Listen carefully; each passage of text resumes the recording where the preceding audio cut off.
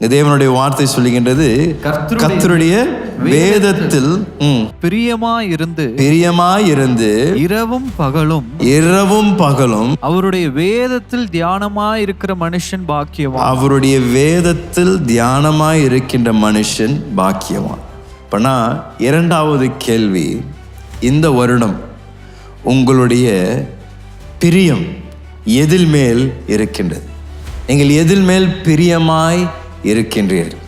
ஒரு காரியத்தை ஏற்றுக்கொள்வதற்கும் ஒரு காரியத்தின் மேல் பிரியமாய் இருப்பதற்கும் வித்தியாசம் உண்டு.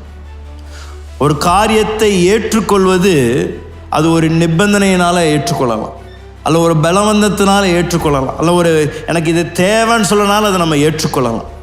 ஆனால் ஒரு காரியத்தின் மேல் பிரியமாக இருப்பது இன்னும் மிகப்பெரிய ஒரு வித்தியாசம். அப்படின்னா அதை நான் இன்னும் உங்களுக்கு விளக்கி உதாரணமாக சொல்லணும்னா, ஒரு தக்காளி சாப்பிடுவதற்கும் ஒரு மைசூர் பாக்கு சாப்பிடுவதற்கும் வித்தியாசம் இருக்கு. ஒரு வெள்ளரிக்காய் சாப்பிடுவதற்கும் ஒரு ஐஸ்கிரீம் சாப்பிடுவதற்கும் வித்தியாசம் இருக்கு.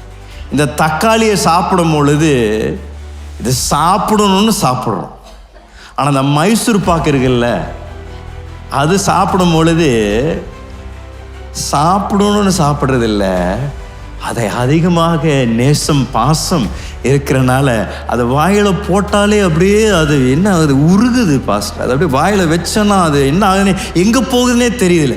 எப்படி உருகிறனால நான் போட்டுக்கிட்டே இருக்கிறேன், அது உருகிட்டே இருக்குது, அதனால நான் சாப்பிட்றேன். அது மேலே அவ்வளோ பிரியம், அவ்வளோ ஒரு வாஞ்சை. அது மேலே ஒரு ஐஸ்கிரீம் சாப்பிடுவதற்கும் ஒரு வெள்ளரிக்காய் சாப்பிடுவதற்கும் வித்தியாசம் இருக்குது. வெள்ளரிக்காய் சாப்பிடுவது டாக்டர் சொன்னாங்க, அதனால் நான் ஏற்றுக்கொள்கிறேன். சாப்பிட்டுட்டு இஞ்சி தின்ன குரங்கு மாதிரி மூஞ்செல்லாம் பண்ணிவிட்டு எப்படியோ சாப்பிட பார்க்குறோம். ஆனால் அந்த ஐஸ்கிரீம் மாத்திரம் உங்களுக்கு முன்னாடி வச்சுட்டாங்கன்னா, நீங்கள் சில பேர் எனக்கெல்லாம் ஐஸ்கிரீம், நான் ஐஸ்கிரீம் ஆள் இல்லைப்பா, என்னமோ எல்லாருக்கும் ஏதோ ஒரு பிரியம் இருக்குது. நீங்கள் ஒரு வேளை இனிப்பு சாப்பிடாத ஒரு மனிதனாக இருந்தீங்கன்னா ஒருவேளை உங்களுக்கு சிக்கன் 65 மேலே பிரியம் இருக்கலாம், இல்லைன்னா உங்களுக்கு எது உங்களுக்கு பிரியமாக இருக்கும் அது கொஞ்சம் யோசித்து பாருங்களேன். அந்த பிரியமான ஒரு காரியத்தை சாப்பிடுவதற்கும் ஒரு சாதாரண ஒரு காரியத்தை ஏற்றுக்கொள்வதற்கும் ஒரு வித்தியாசம் இருக்கின்றது இல்லை? அதுதான் இங்கே ஆண்டவருடைய வார்த்தை நமக்கு ஞாபகப்படுத்துகின்றது.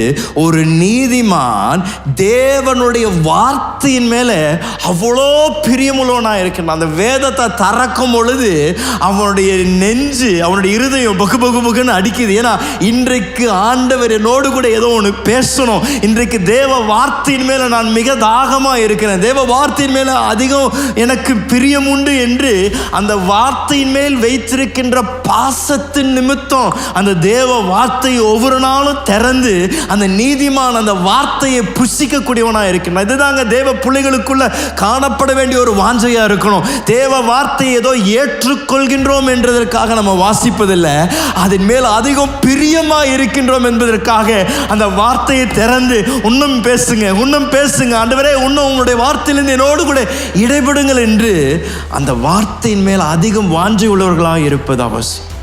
அது உங்களுக்கு இந்த வருடம் அது ஒரு வாஞ்சையாக, அது ஒரு பிரியமாக மாற்றும்படியாக பரிசுத்தமான இடத்துல கேளுங்க. ஆவியானவரே, இந்த வார்த்தையின் மேல் எனக்கு ஒரு பசியை தாங்க, இந்த வார்த்தையின் மேல் எனக்கு ஒரு தாகத்தை தாங்க. இந்த வசனத்தை நான் திறக்கும் பொழுது தேவன் என்னோடு பேசுகின்ற ஒரு நேரத்தை எனக்கு ஏற்படுத்தி தாங்கள் என்று ஜெபிங்க.